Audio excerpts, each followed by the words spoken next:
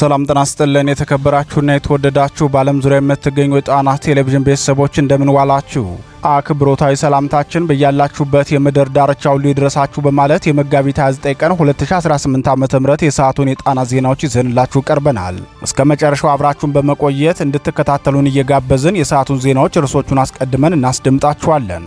የፋኖ የተጋድሎ ውሎ በድል ታጅቦ ሲቀጥል ደንቢያ ላይ በአራት አቅጣጫ የገባው የብልጽግና ሰራዊት ተመቶ ከፍተኛ ኪሳራ ደርሶበታል። የደንቢያው ትንቅንቅ ምን ይመስላል? በሊቦ ከምከም አውራጃ የተፈጸመውስ ምንድነው? የሚሉት የሰዓቱ ዜናችን በቀዳሚነት ያስደምጣችኋል። ብአዴን ባህር ዳር ላይ እንደ ፖሊዮ ከታቢ ቤት ለቤት እየዞረ ፍተሻና ብርበራ ጀምሯል። ነዋሪዎች ግን ድርጊቱ ፍተሻ ሳይሆን ስለላ ነው ሲሉ የብአዴንን ገመና አጋልጠዋል። በእኔ ልክ ለባህር ዳር የሰራላት የለም ሲሉ የተናገሩት አቶ ተመስገን ጥሩነህ ምን ተገኝቶ ነው የከተማዋ እያንዳንዱ ቤት እንዲበረበር ያዘዙት? በሰዓቱ ዜናችን ዝርዝሩ ይደመጣል። የብአዴን አድማ ብተና ከካምፕ ጠፍቶ መገኛ አድራሻው የፋኖ ምሽግ ሆኗል። ዛሬም እንደተለመደው የአድማ ብተናው ዘመቻ መሪ የሚመራውን ሰራዊት አስከትሎና በርካታ ሎጂስቲክስ ጭኖ ፋኖን ተቀላቅሏል። በሰዓቱ ዜናችን የምናስደምጣችሁ መረጃችን ነው። በጦርነት ያልጨረሰውን የአማራን ሕዝብ በሕክምና ክልከላ ለመጨረስ እቅድ የያዘ የሚመስለው ብልጽግና ዛሬም አንድ ስፔሻል ሐኪምን ሲገድል አንዱን ደግሞ አፍኖ ከሰወረ ሳምንት አልፎታል። የአማራ ሐኪሞች በዚህ ደረጃ ስርዓታዊ ጥቃት የሚፈጸምባቸው በምን ምክንያት ነው? መፍትሄውስ? የሚሉትን በዜናችን ይደመጣሉ። የኢትዮጵያ እናቶች ይጸልዩልኛል ሲሉ የተናገሩ የነበሩት የብልጽግናው ሊቀመንበር ከሳቸው ወደ ስልጣን መውጣት በኋላ ግን የኢትዮጵያ እናቶች የሚጸልዩባቸው የእምነት ተቋማት እየወደሙና የሃይማኖት አባቶች እየተገደሉ የእምነቱ ተከታዮችን በጅምላ እየተሳደዱና እየተገደሉ ነው። ባለፉት 8 ዓመታት እንደተፈጸመው ሁሉ ከትናንት ጀምሮም በኦሮሚያ ክልል አሩሴና ምስራቅ ሸዋ ዞን ላይ ስርዓታዊ ጥቃት ተፈጽሟል። ዜናችን በዝርዝር አሰናድቶታል። ሰዓቱ ሲደርስ ይደመጣል። እነዚህንና ሌሎች የተመረጡ መረጃዎችን አሰባስበን ያሰናዳን የሰዓቱ ዜናችን ወደ እናንተ መቅረብ ጀምሯል። በድጋሚ እስከ መጨረሻው አብራችሁን ቆዩ በማለት በቀጥታ ወደ ዝርዝር ዘገባው እናልፋለን።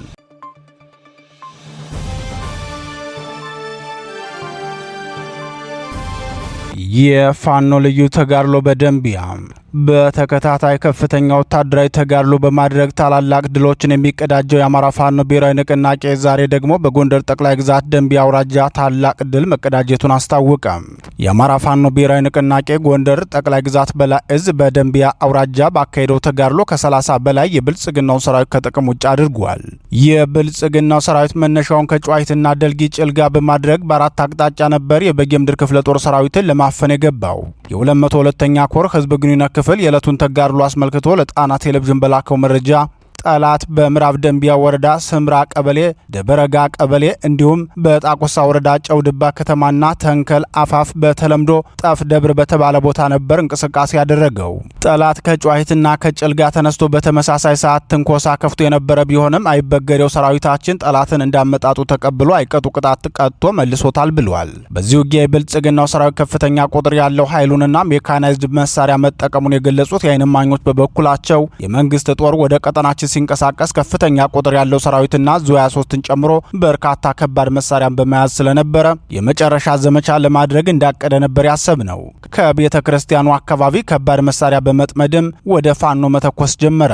በዚህ የተነሳም ስርዓተ ቅዳሴን ከማስተጓጎሉም ባለፈ ከፋኖ በኩል ያጸፋ ምላሽ ቢሰጠው ኑሮ ቤተ ክርስቲያኗን እንድትፈርስ ለማድረግ ያለመ ተግባር ነበር የፈጸመው ብለዋል። የአካባቢው ነዋሪዎች አክለውም ፋኖ በቀጥታ ለከባድ መሳሪያ ተኩሱ ምላሽ ባለመስጠቱ ቤተ ክርስቲያኗ ከጥቃት ድናለች። ሆኖም በሌላ መንገድ ፋኖች የፈጸሙት ጥቃት የመንግስትን ጦር ክፉኛ ጎድቶታል። ከ20 በላይ አስከሬን ቆጥረናል ሲሉ ተናግረዋል። የፋኖ ያጸፋ ምት የብልጽግናው ሰራዊት ባቀደው መንገድ ሳይሆን ባልታሰበ መንገድ የሆነው የአካባቢው ህዝብ ለፋኖ መረጃ በመስጠቱ ነው ብሎ ያሰበው የብልጽግናው ሰራዊትም የደረሰበትን ጥቃት ተከትሎ ወደ ኋላ ሲያፈገፍግ ንጹሃንን መግደሉን የአካባቢው ነዋሪዎች ተናግረዋል። ከዚህ በተጨማሪም በውጊያው የወደቁትን አባላቱን አስከሬን የአካባቢውን አርሶ አደር አስገድዶ ሲያስነሳ መዋሉን ጨምሮ የሚናገሩት የአካባቢው ነዋሪዎች ለፋኖ መረጃ የምትሰጡት እናንተ ናችሁ በማለት አንድ አርሶ አደርና 15 ዓመት የማይበልጣቸውን ታዳጊዎች በግፍ ገድሏቸዋል። 12 አርሶ አደሮችን ደግሞ ከፍተኛ ድብደባ ፈጽሞባቸዋል ሲሉ የስርዓቱን ሰራዊት የሰፈረበትን ከፍተኛ የአማራ ህዝብ ጥላቻ ተናግረዋል። ይህ በእንዲህ እንዳለ በቀድሞው የአብዮታዊ ሰራዊት መኮንንና የአሁኑ የምስራቅ እዝ ዋና አዛዥ ጄኔራል ማመር ተሰማ እየተመራ ወደ ሊቦ ከምከም አውራጃ የገባው የብልጽግናው ሰራዊት የሚፈጽመውን የጦር ወንጀል አጠናክሮ መቀጠሉን የአካባቢው ነዋሪዎች ተናገሩ። የጣና ቴሌቪዥን ምንጮች መረጃውን ሲቀጥሉም በሊቦ ከምከም የመጣው የመንግስት መከላከያ አባል ናበጋ ተሻግሮ አንዲት በፋሲካ ልትዳር የነበረችን ወጣት አስገድዶ ደፍሯል ብለዋል። በትናንት ዜናችን በዚህ ወረዳ የብልጽግናው ሰራዊት አባላት በቡድን ሆነው አንዲት ባለትዳርና የልጆች እናትን መድፈራቸውን መዘገባችን አይዘነጋም።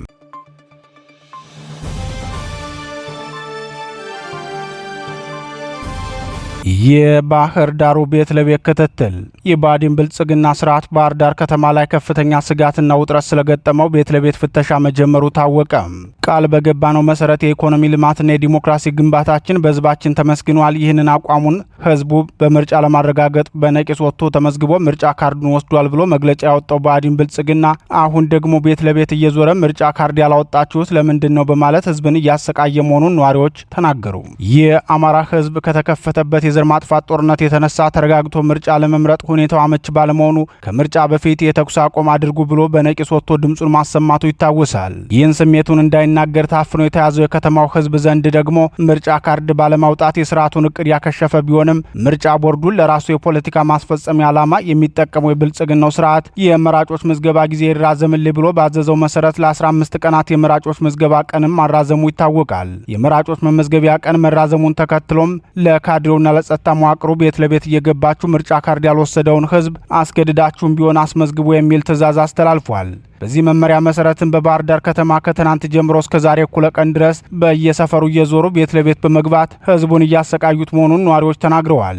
እንደ ባህር ዳር ከተማ ነዋሪዎች አስተያየት የባዲን ካድሬዎችና የጸጥታ ኃይል አባላቱ ቤት ለቤት እየዞሩ የሚሰሩት ሁለት ተግባራትን መወጣት እንደሆነ ይናገራሉ።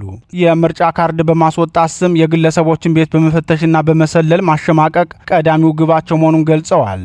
የራሱን ህዝብ ባለማመን መንግስታዊ መዋቅሩን ተጠቅሞ ስለላ የሚያካሄድ መንግስት ነው ሲሉ የባዲን ተግባር የሚኮንኑት የከተማዋ ነዋሪዎች በዚህ ልክ በራሳቸው አለመተማመናቸው ያሳዝናል ብለዋል። የባዲን ቁጥር አንድ ሰው የሚባሉትና የብልጽግናው ስርዓት ምክትል ጠቅላይ ሚኒስትሩ ተመስገን ጥሩነህ በቅርቡ ባህር ዳር ተገኝተው በነበረበት ወቅት በእኔ ልክ ለአማራ ክልልም ሆነ ለባህር ዳር የሰራ የለም ብለው በድፍረት መናገራቸውን መዘገባችን አይዘነጋም። ሆኖም የከተማው ህዝብ አቶ ተመስገን ጥሩነህንም ሆነ ሌሎቹን የባዲን ብልጽግና ባለስልጣናትን አምርሮ የሚቃወማቸው መሆኑን በድርጅቱ አስመስክሯል። የምርጫ ካርድ ባለማውጣትም በስርዓቱ ላይ ያለውን ጥላቻ አሳይቷቸዋል። የባህር ዳር ከተማ ህዝብ ይህንን በማድረጉ የተበሳጨው የባዲን ብልጽግና በግለሰቦች ቤት ለቤት እየዞረ ምርጫ ካርድ አውጡ ሲል ህዝብን አስጨንቆ የያዘውም ከዚህ የተነሳ መሆኑን አስተያየት ሰጪዎች ለጣና ቴሌቪዥን ተናግረዋል።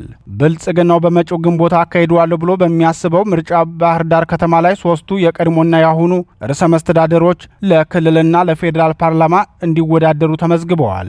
አቶ ተመስገን ጥሩነህ፣ አቶ አገኘው ተሻገርና ያሁኑ ርዕሰ መስተዳደር በዘንድሮ ምርጫ የሚወዳደሩት እንደቀደመው ጊዜ በተወለዱበት ቀበሌ አይደለም። ከዚህ ይልቅ በሚጠላቸውና በማያውቁት ባህር ዳር ከተማ ህዝብ እንዲመረጡ በብልጽግና ተመድበዋል።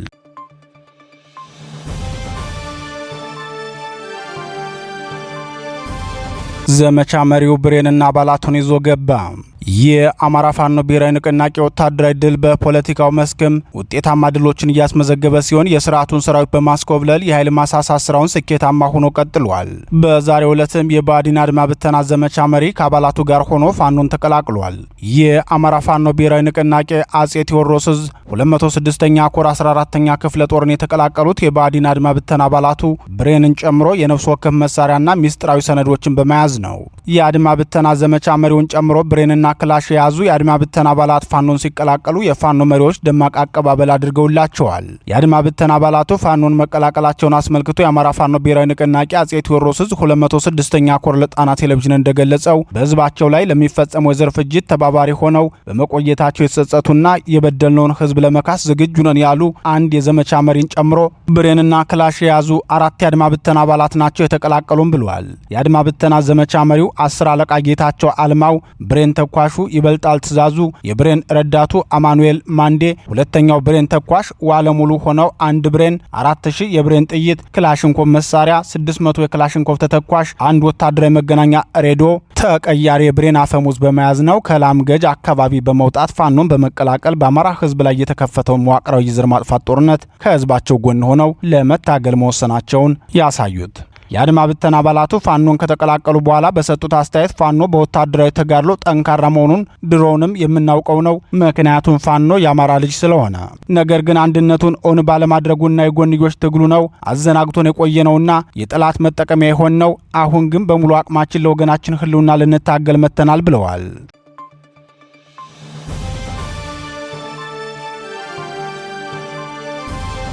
የአማራ ሐኪሞች ጥቃት ዛሬም ቀጥሏል። በአማራ ህዝብ ላይ የዘር ማጥፋት ጦርነት የከፈተው የብልጽግናው ስርዓት የአማራ ሐኪሞችን ማሳደዱን ቀጥሎበታል። የብልጽግናው ስርዓት በባህር ዳር፣ በደብረ ማርቆስ፣ በእንጅባራ፣ በጎንደር እንዲሁም በደብረ ብርሃንና ሌሎች አማራ ክልል ከተሞች በርካታ ሐኪሞችን መግደሉ የሚታወስ ሲሆን ዛሬም በቡሬ ከተማ ሌላ ስፔሻሊስት ሐኪም መግደሉ ተሰምቷል። በቡሬ ሆስፒታል የቀዶ ሕክምና ስፔሻሊስት የሆኑት ዶክተር አበበ መኮንን መሃል ከተማ በሚገኘው መኖሪያ ቤታቸው ህይወታቸው አልፎ መገኘቱን የጣና ቴሌቪዥን ምንጮች አረጋግጠዋል። እንደ ምንጮቻችን ገለጻ ዶክተር አበበ መኮንን በመልካም ጤንነት ሆነው የሙያ ኃላፊነታቸውን በአግባቡ ሲከውኑ ውለው ቤታቸው በተኙበት በታጠቁ ኃይሎች ጥቃት ሳይፈጸምባቸው እንዳልቀረ ተናግረዋል። ይህ አሳዛኝ ወንጀል ድርጊት የተፈጸመው የብልጽግናው ሰራዊትና የምዕራብ ጎጃም ዞን የጸጥታ ኃይሎች በብዛት ሰፍረው በሚገኙበት ቡሬ ከተማ ነው።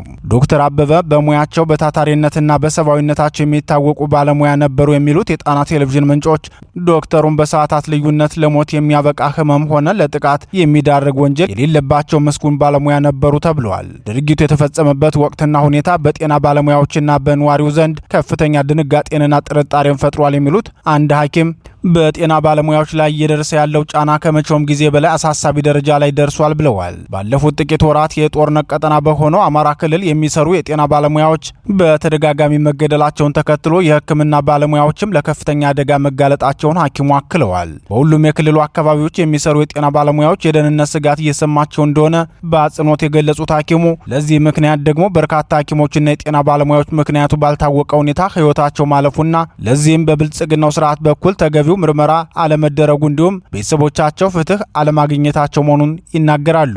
እንዲህ አይነቱ ግድያ በባለሙያዎች ላይ እየተፈጸመ ያለው የፖለቲካ ጥቃት እንደሆነ የሚያምኑት ሐኪሙ የፋኖ ታጣቂዎችን ታክማላችሁ በሚል ሰበብ በርካታ የጤና ባለሙያዎች በመንግስት የጸጥታ ኃይሎች ለእስርና ለተለያዩ እንግልት መዳረጋቸው አንዱ ማሳያ እንደሆነ ጠቅሰዋል። ስርዓት መር የሆነውን የሐኪሞች ተደጋጋሚ ጥቃት ተከትሎ አስተያየታቸው ለጣቢያችን የሰጡ ሌላ አንድ ስፔሻሊስት ሐኪም በበኩላቸው አንድ ሐኪም በተለይም ደግሞ እንደ ቀዶ ሕክምና ስፔሻሊስት ያሉ ከፍተኛ ልምድ ያላቸው ባለሙያዎች ሲገደሉ ጉዳቱ ለቤተሰብ ብቻ ሳይሆን ለሀገርና ለወገን የሚተርፍ ከፍተኛ ማህበራዊና ኢኮኖሚያዊ ኪሳራ ነው ብለዋል። ሐኪሙ አክለውም የሰው ህይወት መጥፋትና የታካሚዎች ተስፋ መቁረጥ በሐኪሞች መገደል ከሚደርሱ ጉዳቶች ሁሉ ቀዳሚው ነው ሲሉ ሐሳባቸውን ያክላሉ።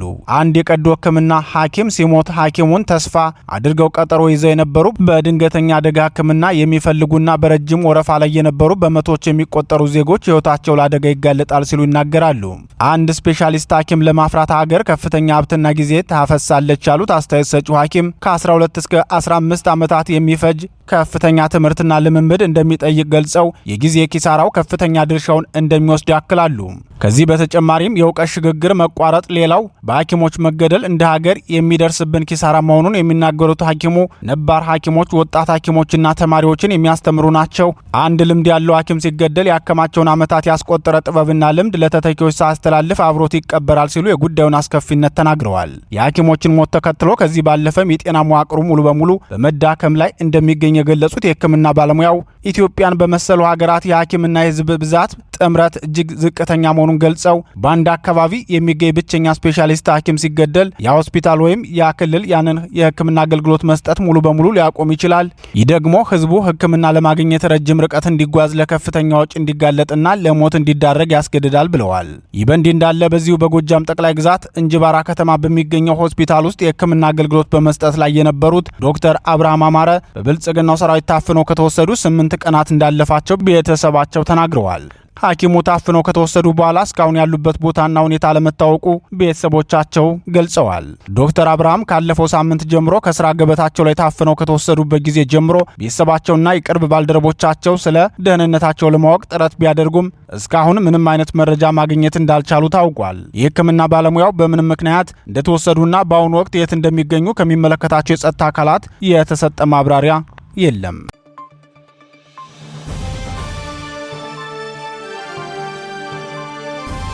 ሃይማኖት ተኮር ጥቃት ተባብሶ ቀጥሏል ተባለም። በአርሲ ዞን በቀጠለው ሃይማኖት ተኮር ጥቃት በርካታ የአካባቢው ነዋሪዎች ታፍነው ሲወሰዱ 3 ሰዎች በአሰቃቂ ሁኔታ መገደላቸው ተገለጸ። ከሞት የተረፉ የአካባቢው ነዋሪዎች ለጣና ቴሌቪዥን እንደገለጹት በኦሮሚያ ክልል አርሲ ዞን በህማማቱ መግቢያ የጀመረውና በኦርቶዶክስ ተዋሕዶ ሃይማኖት ተከታዮች ላይ ያነጣጠረው ጥቃት ዛሬም በርካታ ንጹሐንን ከቤት ንብረታቸው ያፈናቀለ ቀጥሏል።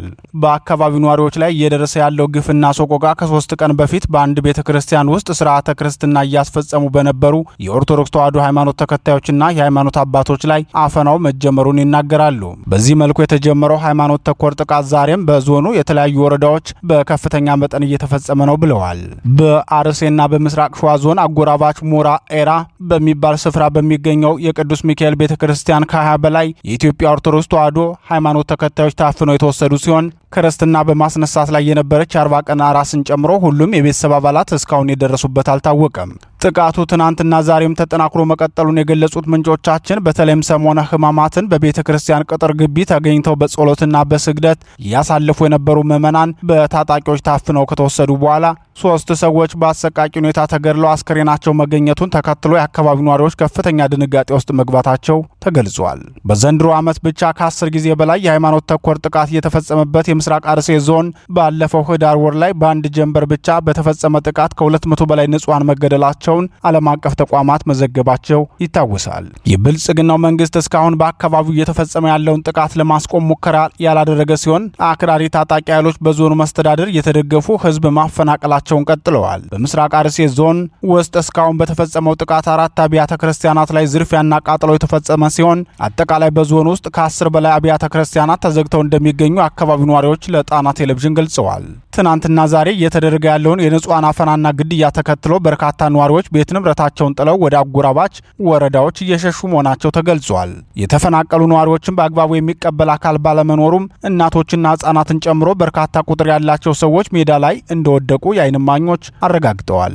በምስራቅ አርሲ ዞንና በምስራቅ ሸዋ ዞን አጎራባች ቀጠናዎች የተቀሰቀሰውን ጥቃት ተከትሎ ከ300 በላይ የሚሆኑ ንጹሃን ዜጎች ወደ እንቆሎ ዋቤ ወረዳ መሸሻቸው ታውቋል። ይህ በእንዲህ እንዳለ በዚሁ ኦሮሚያ ክልል ምስራቅ ሸዋ ዞን በ3 ወረዳ ከ30 በላይ ንጹሃን ታፍነው መወሰዳቸውን የአካባቢው ነዋሪዎች ተናግረዋል። ከ1 ዓመት ህፃን ጀምሮ በተለያየ የእድሜ እርከን ላይ የሚገኙ ንጹሃን በኦነግ ሸኔ ታፍነው የተወሰዱት ቤተክርስቲያን አስቀድሰው ሲመለሱ መሆኑን የአካባቢው ነዋሪዎች ገልጸዋል። ከታጋቾቹ መካከል የ1 ዓመት ህፃን ልጅ ይዘው የነበሩትን እናትና የቤተ ክርስቲያን አገልጋዮችም ይገኙበታል።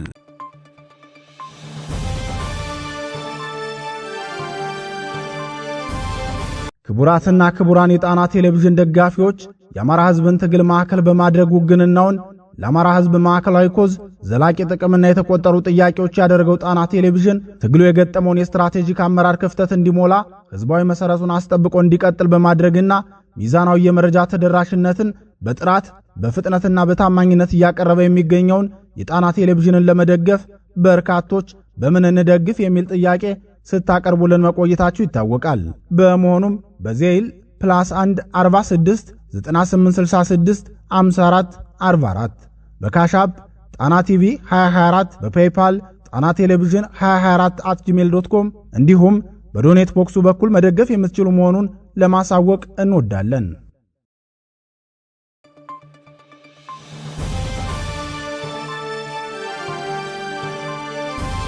ክቡራትና ክቡራን የጣና ቴሌቪዥን አድማጭ ተመልካቾቻችን በምሽቱ የጣና ዜና ወጃችን እስከምንገናኝ በዚሁ ተሰናበትን። ጤና ይስጥልን።